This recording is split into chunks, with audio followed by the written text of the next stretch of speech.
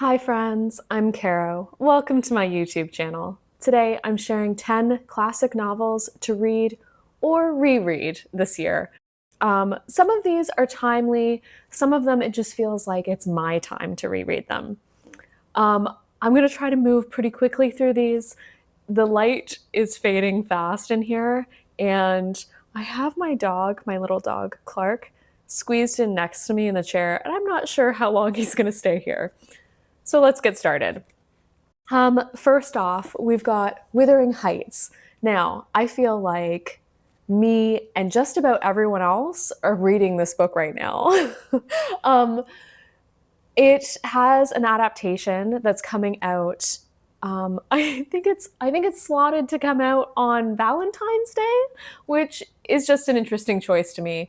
But I did I did watch the trailer for the film, and yeah, it's being marketed as a love story.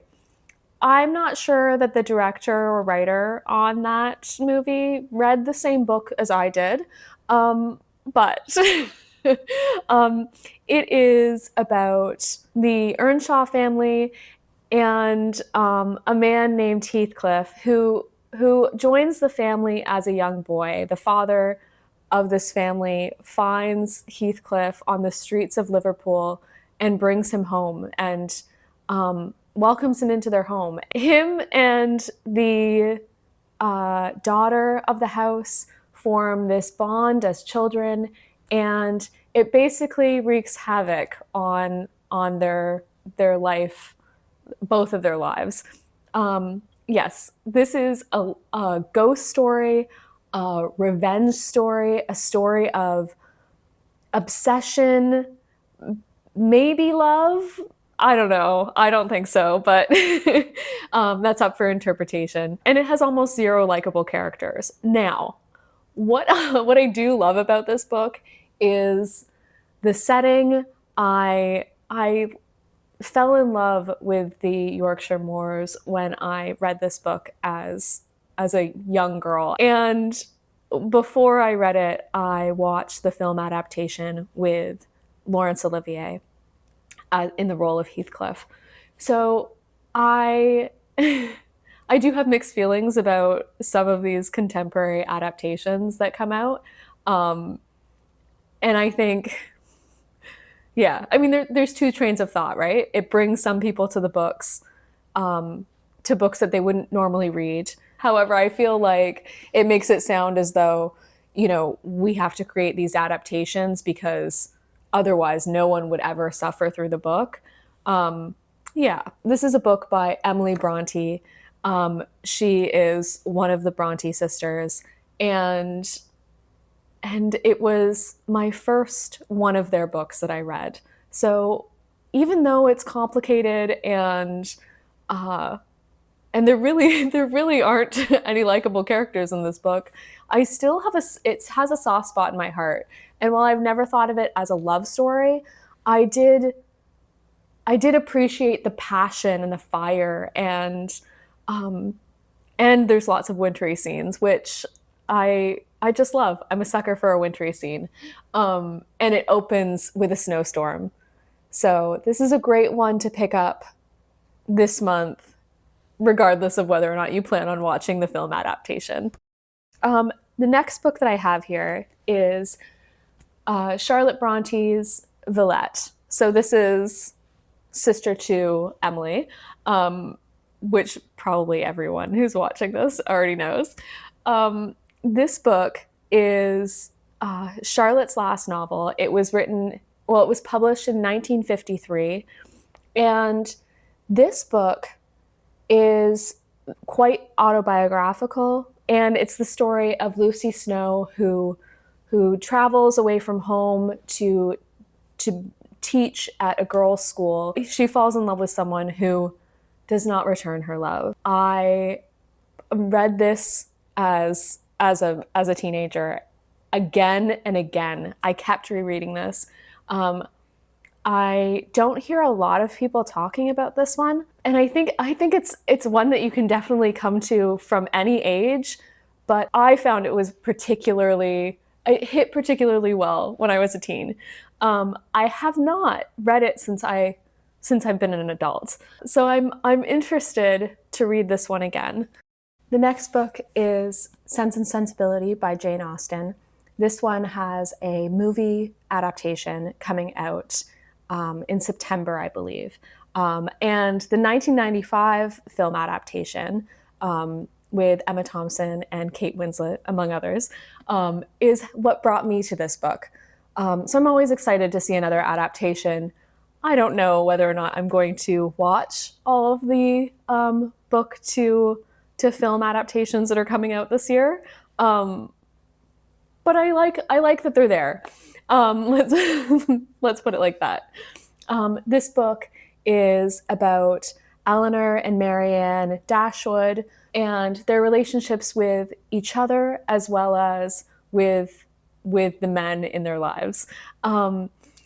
One sister has all the sense and one sister has all the sensibility, and we get to see how that plays out.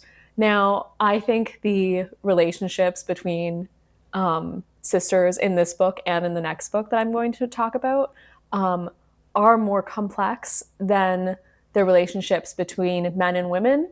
And I just think that's interesting, especially considering Jane Austen and her sister Cassandra were so close. This is a story of sisterhood, of falling in love. It's one that I really, really enjoy coming to. I read it last year, so I think it's never too soon to reread a Jane Austen, I don't think. The next book is Pride and Prejudice. This is just one volume of the 3-volume set that I recently acquired. It's the, I wanted to say folio, that's not right, facsimile edition. They're made to look just like the first edition.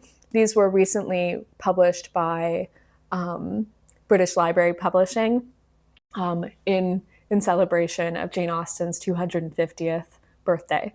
So I'm really excited to reread the book in these editions. It's going to be such a treat. So Pride and Prejudice, for the for the few people who might not know, follows 5 Bennet sisters when and how it affects their household when an eligible bachelor, Mr. Bingley, moves into the neighborhood and rents one of this big estate house.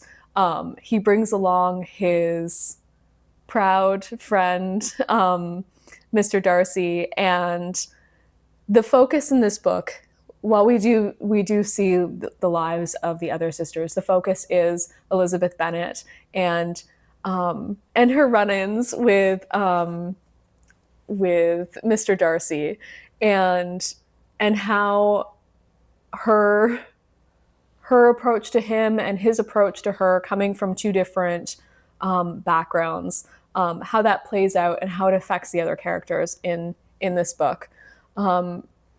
This is, it's just such a treat to revisit this one.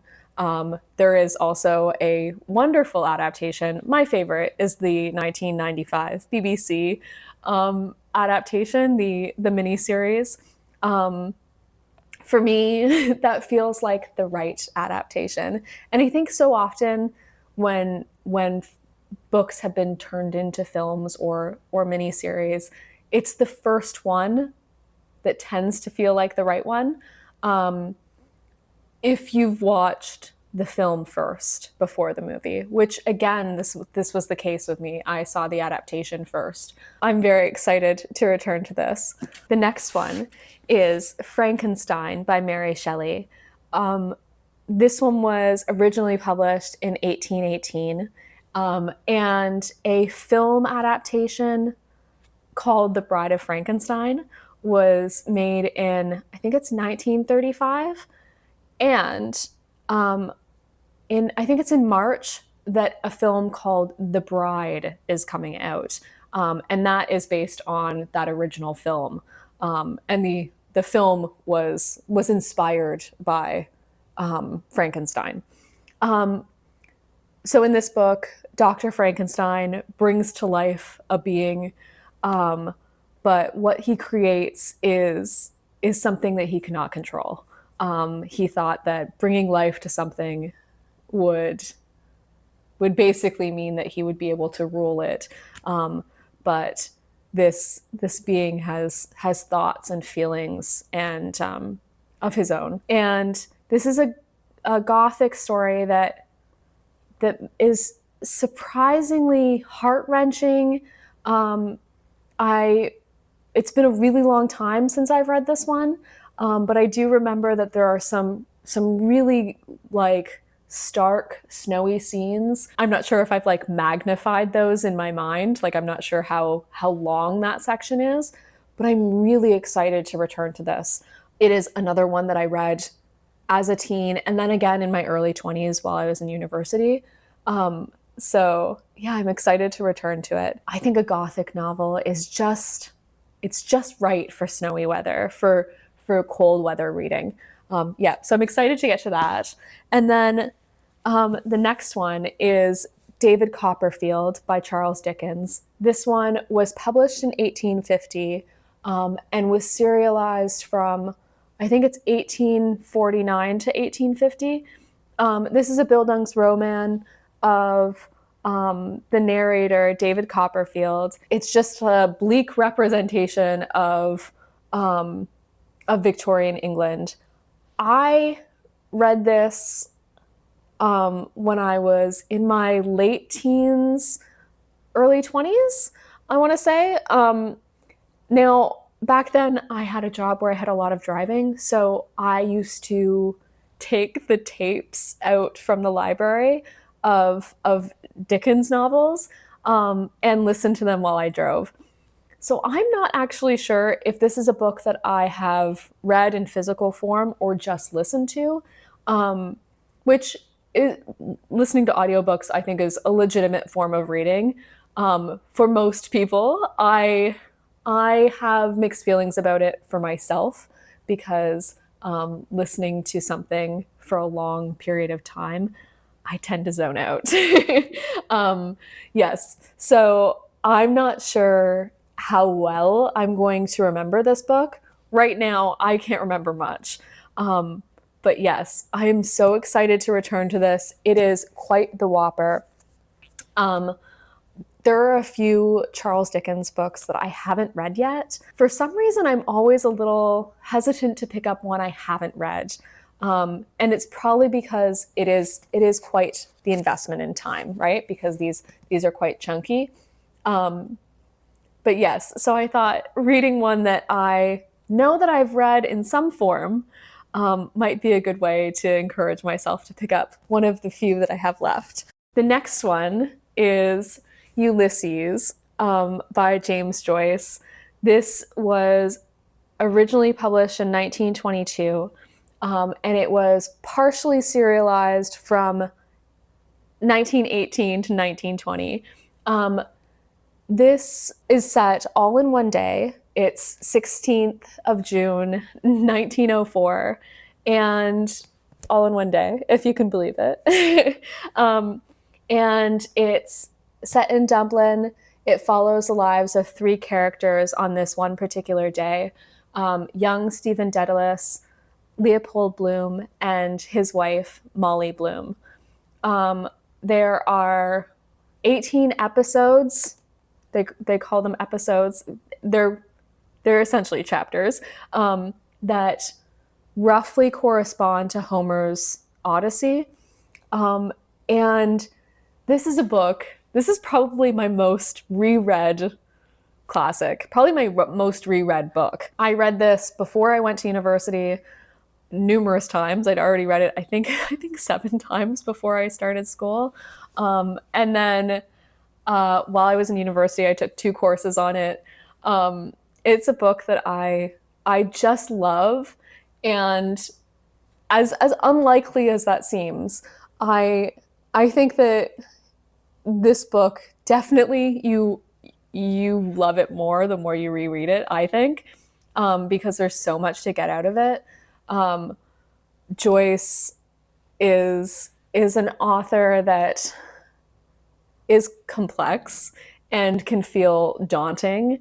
And I think he relished that. I think he relished being an intellectual and really pushing the form of the novel. It's something that I think if you're reading it for the first time, I think reading it slowly and like, giving yourself a break um, is probably the way to go. And if you're wanting to read some Joyce, but maybe you're not quite ready to pick this up, the portrait A Portrait of the Artist as a Young Man is a great one to read before this book. And I should have grabbed my copy, but I'll see if I can find an image and put it on one of the sides. And his short story collection, Dubliners. They are both very accessible and short, which is nice, right? To get a sampling. I'm really excited to return to this and outside of the realm of academia, because I don't think I've read this since I was in university, and that was a few years ago now.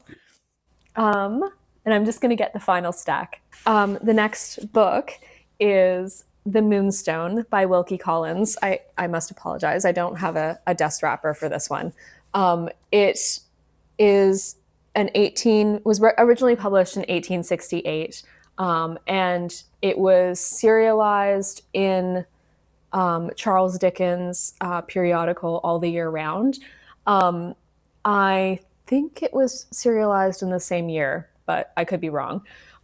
It is a detective novel. It is one of the first representations of a detective novel. And in it, a large diamond called the Moonstone is given to a young girl for her 18th birthday. She wears that diamond to her birthday party, and of course it gets stolen. This book follows basically just is about finding the diamond. This is one that I read for the first time in my Victorian lit class. Oh, Clark, you on the move? Clark is sitting right next to me. He's just relocated slightly. So this is a book that I read, as I was saying, this is a book that I read for my Victorian lit class. It was the only book in the lineup that I had not already read. And I didn't really enjoy it, surprisingly enough. I really liked all of the other books that we had on the syllabus. So I am excited to return to it because I wonder if the rate at which we were having to read books for that course, it was quite the workload. I wonder if that influenced how much I liked this book, like my reading experience. I suspect yes. But yeah, I'm really excited to return to this one. The next one, well, I've got a bit of a stack here, and it all started with me wanting to read Fyodor Dostoyevsky's The Idiot. I have had this on my bookshelf for quite some time, and I picked it up with the best of intentions to read it almost immediately. And then it just got put on the shelf and got put aside, and I haven't picked it up yet. And I love Dostoyevsky's writing, but it's been so long since I've read his books that I kind of developed this, I don't know, concern over whether or not I could handle it, which is interesting. I think when I was younger, I was less likely to be scared off by any books. I'd just be here something was difficult, or here whatever, about a classic, and I'd be I'm going to read that. And I wasn't concerned about it being difficult, because usually I found that once I read something that was supposed to be difficult, I was what's difficult about it? It's just a book. Once you get around an author's language or style of writing, usually it's pretty clear what's going on. And I think that you can enjoy books for their surface value, and you can enjoy them for their deeper meaning. So I'm wanting to pick this up. However, I think I need a little bit encouragement. to tell myself, hey, you can handle this author. So I thought I would pick up White Nights. And then I was like, oh, well, I've got this other little one, the Meek one, so I might as well just read this too. Okay, great. I'll pick up these 2 slim volumes. These are the Penguin Little Black, is that right? Little Black Classics. Perfect. I'll pick these up. I'll get a little flavor for Dostoyevsky, and I'll be ready to pick up The Idiot. But then I spotted Poor Folk, and it's a slim little volume. This was also published, I think it's also been translated as Poor People. But yeah, I remember quite, I hope maybe enjoying is not the right word for Dostoyevsky, but I remember appreciating this book a lot when I read it. So I was like, okay, I'll pick up that. And then I was like, I spotted Crime and Punishment. And I was like, well, I've read it before.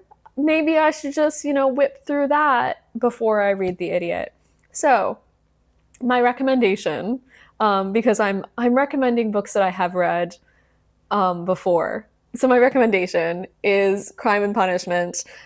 This was published in 1866.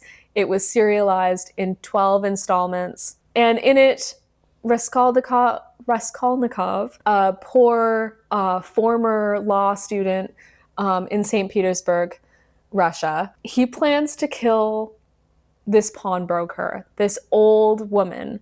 And we see his moral dilemma and really like his anguish and his rationalization for murdering this woman.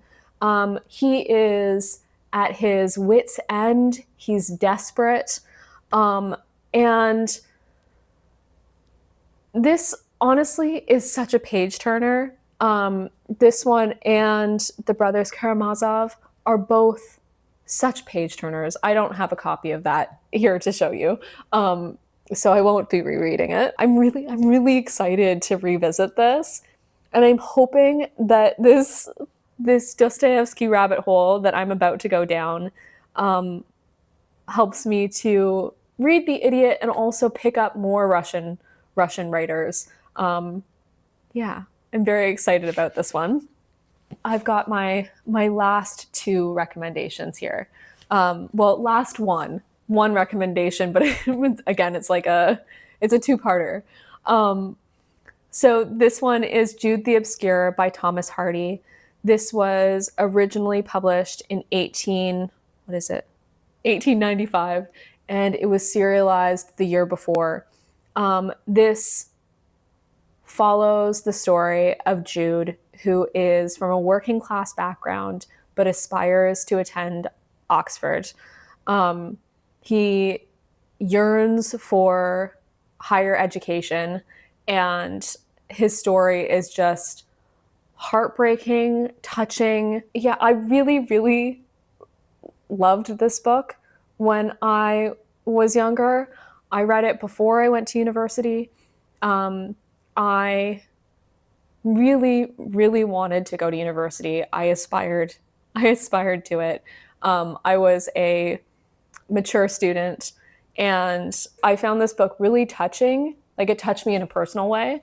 And I remember reading it while I was at university, studying it, and thinking again, like, you're here, you made it. So yeah, it's just such a heart-wrenching book. So highly recommend. I'm thinking it's going to be an emotional read. And another emotional read because, of course, I get that down and I think the feelings that it brought up while I was reading it. And then at the same time, I had also read around the same time Tess of the D'Urbervilles, also by Thomas Hardy. This one is also so heartbreaking. I remember reading it on a subway and just bawling my eyes out. I had no shame. It's a very emotional book. I don't remember much of the plot, which I should have I realize now I should have looked up. But it's one that I can also recommend. It is a little bit longer. But yes, I would say that if you haven't read anything by Thomas Hardy, there are lots of options. I particularly liked Jude the Obscure, and it's quite slim. I have in fact read that in one day before. I had to for school because I'm a procrastinator. But yes, hold on one second. Clark wants down. Hi. Yep. Okay. You okay? I'm gonna put you by the fireplace. All right. Well, so that's all of the books. 10 plus a couple of extra for free. And I think that's how it works sometimes when you're creating these wish lists of books to read, that one book leads to another, and suddenly you've grabbed one book and you've got 5 Dostoyevsky novels you want to read. But I would love to hear if there's any classic books that you're planning on rereading in the coming year, or read for the first time. I'd love to hear what classics you've been dreaming about. There's so many. The list is long for me, but I'd love to hear yours. And I just want to say thank you so much for watching. I'm going to show you a little clip of Clark to finish off, as has become the tradition. But yeah, thanks again. Until next time, goodbye.